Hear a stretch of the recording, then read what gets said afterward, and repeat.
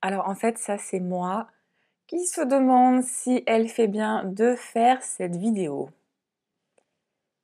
On verra. Bonjour à tous et bienvenue dans cette nouvelle vidéo réaction. Alors aujourd'hui, sujet un petit peu touchy qui revient pas mal sur les réseaux en ce moment, c'est les trigger warnings pour les romans. On va commencer la vidéo avec, je pense, le plus gros disclaimer de toute ma chaîne. Je pense que là, il faut vraiment que je prenne le temps de le faire pour ce sujet-là. Il n'est pas question dans cette vidéo de vous dire en tant qu'auteur, vous devez ou vous ne devez pas mettre de trigger warnings. Il n'est pas question de dire en tant que lecteur, vous devez lire uniquement des romans avec des trigger warnings ou vous ne devez lire que des romans sans trigger warnings. Ce n'est pas la question. Dans cette vidéo, je veux aborder les pour et les contre les trigger warnings. Pour ce faire, j'ai fait sur Instagram un petit sondage. Il y a plus de 100 personnes qui ont répondu et la plupart qui ont répondu pour ou contre, en plus, ont argumenté les raisons de leur choix. Et donc, ça m'a permis d'avoir un certain nombre d'avis qui vont pouvoir me permettre d'argumenter, en fait, dans cette vidéo, de montrer les raisons des pour, les raisons des contre. Et donc, voilà, l'idée, c'est, comme toujours, que chacun soit libre de faire ce qu'il veut et dans le respect. Donc, voilà, dans les commentaires, si je vois quelqu'un insulter, que ce soit m'insulter moi ou insulter d'autres personnes qui auraient répondu, c'est niet, ça dégage. Voilà, je le dis clairement, il est hors de question de s'insulter, même si jamais c'est des sujets qui tiennent à cœur certaines personnes, voilà, c'est niet, que l'on soit pour, que l'on soit contre. Ceci étant dit, c'est reparti pour la vidéo. Dans cette vidéo, on va déjà revoir un petit peu ce que sont les trigger warnings, d'où ça vient, etc. Ensuite, j'en viendrai à vous parler pourquoi moi, je me suis posé la question sur les trigger warnings. Ensuite, on va revenir un petit peu sur les pour et les contre que j'ai reçus, avec tous les arguments que j'ai reçus. Et je terminerai par vous donner un petit peu, voilà, une petite conclusion sur ma position, ce que je faisais dans mes romans, si je vais continuer de faire pareil, etc. C'est parti. Alors, un trigger warnings, qu'est-ce que c'est? C'est une alerte à propos d'un élément qui pourrait déclencher, alors pas déclencher un traumatisme, mais rappeler un traumatisme en fait à certaines personnes. Je sais qu'en français, je l'ai déjà vu appelé traumavertissement. Donc voilà, mais la plupart du temps, on a juste écrit TW en fait pour trigger warnings. Et de base, en fait, c'est surtout sur Internet en fait qu'on le voyait. Des fois, juste écrit TW avant la phrase qui allait suivre ou TW avant une image, etc. Et ça permettait de prévenir les gens, attention, là vous allez être confronté à une image soit violente, soit une image d'abus sexuels, enfin voilà, ce genre de choses. C'était aussi utilisé, je sais, pour lorsqu'il y allait avoir des propos racistes, des propos transphobes, etc.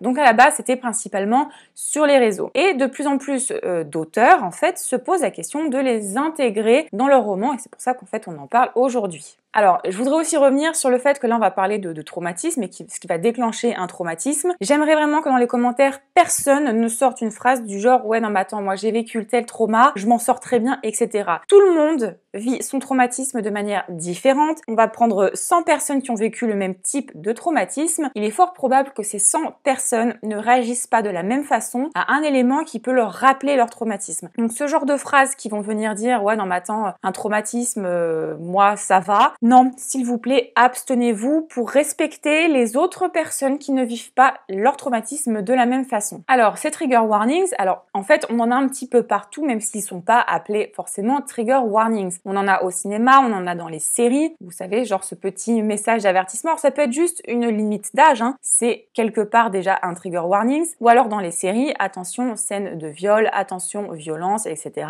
Ça, ce sont des trigger warnings, et on en a, comme je le disais, dans le cinéma, on en a dans la musique, on en a dans les séries. Moi, j'en ai au théâtre, je travaille en théâtre et j'ai déjà vu sur des brochures des avertissements pour le public. Et quelque part, c'est très bien parce que j'ai déjà vu certaines scènes dans des pièces de théâtre qui sont absolument terribles et qui, moi, m'ont mis vraiment très mal, et je peux comprendre que certaines personnes puissent avoir besoin de cet avertissement pour se dire « Ah ouais, non, là, je vais me sentir pas bien, etc. » Alors, il y a des personnes qui vont me dire « Oui, non, mais un livre, c'est différent. Un livre, il suffit de passer les pages. Lorsque tu es dans une salle de théâtre, tu ne peux pas, en fait, juste demander aux comédiens de passer. » Tout ça pour dire qu'on a des avertissements partout, dans les jeux vidéo également, et donc beaucoup se disent « Bah alors, pourquoi ne pas en avoir dans les romans ?» Alors moi, comment je me suis interrogée en fait sur ces trigger warnings? C'est vrai que moi, dans les origines, je n'ai pas de trigger warnings, je n'ai pas d'avertissement. Dans la mesure où j'écris de la dystopie, de l'anticipation, et que je sais préciser que c'est un roman pour adultes, parce qu'il y a plein de gens, quand ils entendent dystopie, ils pensent tout de suite new adulte, voilà, comme du Hunger Games, etc. Moi, c'est du roman pour adultes, et je pensais que ça suffisait voilà, le genre, le résumé, à pouvoir indiquer que ça allait pas être tout rose. Mais j'ai eu, il y a quelque temps, plusieurs retours de personnes qui m'ont dit avoir été très gênées par certaines scènes, avoir été vraiment mises mal à l'aise par certains types de scènes, certains types de violences, et je me suis sentie pas très bien en fait à l'idée de me dire mince, les personnes ont lu mon roman, et même si jamais il y a des choses, je sais que c'est choquant dans mes romans, c'est fait exprès en fait, parce que l'anticipation c'est fait pour dénoncer certaines choses, mais voilà, je me suis dit mince, ces personnes-là peut-être qu'elles auraient préféré ne pas lire mon livre, et il y a une personne donc, qui me disait peut-être que le dernier né ça sera mieux, parce qu'elle était dans les origines, et je lui ai clairement dit non, si ça t'a gêné dans les origines, ne lis pas le dernier né, parce que ça va être encore pire en fait, et j'ai préféré en fait ne pas faire une vente plutôt que de vendre mon livre à quelqu'un qui allait se retrouver vraiment super mal en fait à la lecture du roman. Mais ça j'ai pu le faire en fait parce que j'ai discuté avec la personne, et donc il y a plein d'auteurs qui vont se dire mais alors du coup moi je vais pas discuter avec toutes les personnes, tous les futurs acheteurs ne vont pas forcément prendre le temps de venir me demander est-ce qu'il y a ça, donc est-ce qu'il n'y aurait pas moyen de mettre des avertissements en fait dans le roman. Alors attention, la question n'est pas de mettre attention violence en début de chapitre ou avant la scène, etc. Il est souvent question juste d'un petit message d'avertissement. Chez les auteurs ou chez lesquels j'ai déjà vu des trigger warnings, c'est au-dessus en fait des mentions légales, donc avant même que le roman commence, il y a avertissement, certaines scènes de violence peuvent heurter, etc. Voilà, c'est ce genre de choses en fait. Il serait qu'il y a des gens qui sont contre en imaginant en fait qu'avant chaque scène qui peut choquer, il va y avoir une petite phrase en italique qui va leur rappeler que attention, la scène peut choquer. La plupart des auteurs en fait c'est juste un petit avertissement. Alors certains c'est sur la quatrième de couverture tout en bas, voilà, certains c'est un petit mot au début, il y en a qui veulent mettre des petits logos également, comme ça en fait les petits logos avec un petit flash code ramène à un site, et du coup en fait il faut faire la démarche d'aller sur le site pour les avoir. Donc du coup les personnes qui ne veulent pas lire les avertissements n'y sont pas forcément confrontées. La plupart en fait des gens qui sont contre, c'est par crainte du spoil. Quelque part je peux comprendre ça. Moi je suis une lectrice qui parfois ne lit même pas le résumé, et je peux comprendre que des trigger warnings peuvent spoiler effectivement si quelqu'un les lit alors qu'il n'avait pas envie, parce que forcément c'est des indicateurs de ce qui va se passer par la suite du roman. Alors certains romans, par exemple, moi je lis beaucoup de thrillers, je sais qu'il va y avoir potentiellement de la violence, des morts, etc. Donc forcément s'il y a un avertissement qui me dit attention, scène violente, bon ça me spoile pas parce que je m'en doute. Mais par exemple s'il y a un avertissement qui me dit attention, viol, le genre du roman en fait, le titre ou le résumé ne me l'indiquait pas forcément. Alors moi comme je le disais, j'ai tendance à ne pas lire du tout même le résumé pour vraiment débarquer dans le livre directement, mais certaines personnes vont avoir besoin en fait de cet avertissement que le titre, que la couverture, que le genre, etc. ne laissez pas forcément présager. Donc voilà, la plupart des gens qui sont contre, alors que ce soit en tant que lecteur ou en tant qu'auteur, les auteurs disent non attends, moi je veux pas mettre d'avertissement parce que j'ai peur que ça spoile le lecteur, et comme je le disais, je peux entendre cet argument. De la même manière, des lecteurs vont dire non mais attends, moi je ne veux absolument rien savoir avant de rentrer dans le roman, et c'est pour ça que des auteurs pensent à des petits logos qu'ils référeraient en fait à un site avec un petit flash code, comme ça ce sont uniquement les personnes qui veulent connaître les trigger warnings qui iraient. Cet argument contre parce que risque de spoil, moi clairement voilà, je peux le comprendre. Après, j'ai eu certains autres arguments contre qui moi personnellement m'ont un petit peu dérangé. Des arguments où on me disait non mais attends, le lecteur c'est pas des chochottes, ou alors à l'inverse, non mais attends, s'ils ont besoin d'un trigger warning, c'est que c'est des chochottes. Je n'aime pas trop ce genre d'argument parce que on est dans le jugement, et ce n'est pas parce qu'une personne peut lire tout et n'importe quoi sans avoir le moindre problème que ça va être le cas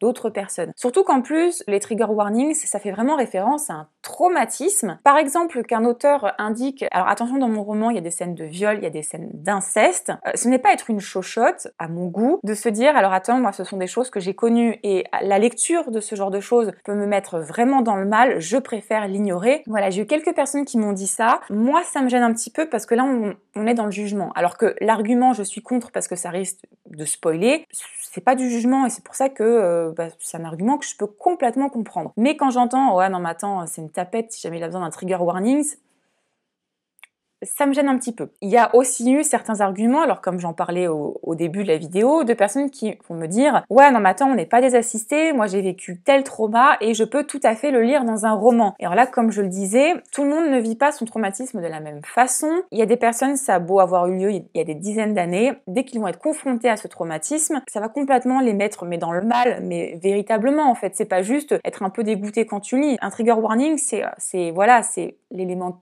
trigger en fait dans le trigger warning, c'est un élément déclencheur. Et donc ce trigger, cette scène va pouvoir être le déclencheur de souvenirs très très douloureux et très difficiles à vivre pour le lecteur. Et je n'aime pas trop quand j'entends ouais attends c'est une chochotte si jamais t'as besoin de trigger warning. Et de la même manière, j'aime pas trop quand quelqu'un va me dire non mais attends quand t'as vécu un trauma, et ben en fait tu vis comme ça. Parce que tout le monde est différent, tout le monde vit les choses différemment et comme je le disais, sur 100 personnes qui ont vécu le même type de traumatisme, il y a fort à parier que ces 100 personnes vivent les choses différemment. Mais l'argument qui, moi, me gêne le plus, et alors ça je l'avais vu, je l'ai vu sur des conversations Facebook, il y a une auteure qui disait, voilà, je reprends l'exemple des scènes de viol et des scènes d'inceste, et qui disait je ne veux pas que quelqu'un lise mon roman et tombe là-dessus et que ça soit douloureux à lire pour lui. Et il y a une personne qui a répondu « Ouais, non mais attends, moi je pense que si tu fais ça, c'est putaclic ». En gros, c'est penser que avertir le lecteur qu'il y a des scènes d'inceste dans son roman, eh ben c'est pour attirer et vendre plus. Alors, ça me gêne un petit peu parce que si on pense ça, il y a un rapport à l'inceste qui est un peu chelou, je trouve. Les auteurs qui veulent mettre ce genre d'avertissement, c'est clairement parce qu'ils sont conscients que leurs scènes sont violentes et peuvent être dérangeantes et ils ne veulent pas imposer ce genre de choses à des lecteurs. Il y a beaucoup d'auteurs en fait qui ont envie que leur roman, même si jamais il y a des choses dures qui s'y passent dedans, soit quand même une safe place en fait. C'est au moment où on lit, on est quand même en sécurité. Il y a des auteurs qui m'ont dit oui, mais lorsque tu lis un livre, à l'inverse de pièces de théâtre, etc., c'est pas concret, mais le problème avec des traumatisme, c'est que la moindre petite chose peut réveiller ces traumatismes. Alors il y a des gens qui vont me dire après ça, ouais non mais dans ce cas-là, on peut plus rien écrire parce que la moindre petite chose peut être traumatisante. Et je ne suis pas d'accord avec ça parce que vous pouvez écrire absolument ce que vous voulez et ça va être à la sensibilité de chaque lecteur de juger ce qu'il veut ou pas. D'où l'intérêt de mettre un petit message juste au début qui ne s'adressera qu'aux personnes qui ont besoin de trigger warning. Admettons par exemple quelqu'un qui a vécu un suicide dans sa famille et qui pendant un temps ne veut pas lire de romans où les questions de suicide et en fait, du suicide, on peut en avoir dans n'importe quel type de roman. Le titre, la couverture, le résumé ne l'indiquent pas forcément. Et donc, ça permettrait à la personne tout simplement de se dire, bah non, ce livre-là, il est pas pour moi. Alors, peut-être pas pour moi du tout, ou pas pour moi pour le moment. Du coup, voilà, en fait, l'argument pour les trigger warnings, chez la plupart des auteurs, c'est cette notion d'empathie, c'est cette notion de vouloir protéger le lecteur. Et chez toutes les personnes qui étaient pour, dans les personnes qui étaient pour les trigger warnings, dans mon sondage, il y avait vraiment cette notion de protéger le lecteur et pas de surprotéger, en fait, juste d'avertir. Des gens qui m'ont dit ouais non mais attends ça veut dire qu'il faut prendre chaque lecteur par la main. Non, en fait, on va pas aller contacter chaque lecteur qui a acheté le roman pour lui donner absolument tous les détails de ce qu'il y a eu. Un trigger warning, c'est pas ça. Un trigger warning, c'est un petit avertissement qui va pouvoir protéger le lecteur. Et ça, que ce soit au niveau des auteurs ou des lecteurs, c'est vraiment cette notion d'empathie et d'accepter en fait que certaines personnes ont besoin de ce trigger warning qui est revenu vraiment le plus souvent. Alors, je sais qu'il y a des personnes qui ont cité certains articles pour argumenter le contre. Il y a des chercheurs, alors des psychologues qui ont fait des études justement sur les trigger warnings. Alors j'ai regardé un petit peu ce que ça disait. Certains vont dire ouais mais alors le fait d'avertir, ça risque de faire l'effet inverse et la personne va être dans le stress potentiel tout au long de sa lecture. Alors j'ai une lectrice qui m'a dit sur Instagram que elle, ça avait été son cas. Elle avait lu un livre où l'autrice lui avait dit attention il y a tel type de scène à un moment et du coup en fait elle l'a appréhendé pendant tout le roman. Si jamais ça lui arrivait à elle, j'imagine que ça peut arriver à d'autres personnes. Par contre dans les autres études, j'ai vu un psychologue qui disait le seul moyen de guérir d'un traumatisme, c'est d'y être confronté régulièrement. Et là encore, je me dis c'est un petit peu dommage parce que c'est mettre toutes les personnes dans le même sac et autant certaines personnes ça va pouvoir marcher, le fait d'être confronté à leur traumatisme, mais il y a plein de personnes, moi j'ai vécu de traumatisme et je suis très contente de ne pas tomber sur un psychologue comme ça parce que j'ai guéri d'autres façons et moi ça m'a convenu et peut-être que la façon dont moi j'ai travaillé ne conviendrait pas à d'autres personnes, etc. Donc voilà, comme dans une étude, un psychologue te dit ouais c'est comme ça qu'il faut faire. Moi, je suis pas hyper fan en fait. Ça rejoint en fait ce que j'ai dit déjà plusieurs fois. Je pense qu'il faut accepter que tout le monde fonctionne différemment. Alors, ça veut pas dire s'adapter à tout le monde, mais c'est quand même essayer de prendre en compte en fait le fait que tout le monde ne fonctionne pas de la même façon. J'ai aussi eu des personnes qui m'ont dit, comme je le disais tout à l'heure, le fait que moi j'ai pas fait une vente parce que j'ai voulu protéger le lecteur. Clairement en fait au vu de ce qu'il me disait, le livre n'était pas pour lui. Voilà, il y a des personnes qui m'ont dit ouais mais alors du coup il y a peut-être des gens qui vont craindre quelque chose d'énorme en fait avec le trigger warning et en fait c'est quelque chose qu'ils pourraient supporter et du coup de un ils vont eux se priver d'une lecture et de deux moi je vais m'asseoir sur une vente. Alors oui, c'est un argument que je peux comprendre en tant que lecteur et en tant qu'auteur, mais je peux aussi comprendre que des lecteurs et des auteurs fassent ce choix en fait de s'asseoir sur une vente pour protéger peut-être à tort un auteur. Donc voilà, ça c'est un autre argument qui a été mis en avant. Et là, je peux comprendre en fait, je peux comprendre les deux. Petite parenthèse, quand je dis je peux comprendre, ça veut pas forcément dire que je suis à 100% d'accord avec l'un ou l'autre. Ça veut juste dire que je suis capable d'entendre les arguments. Et ça, je pense que ça serait bien que pas mal de personnes le fassent. Je pense que c'est important d'être capable de réfléchir à pourquoi une personne a un argument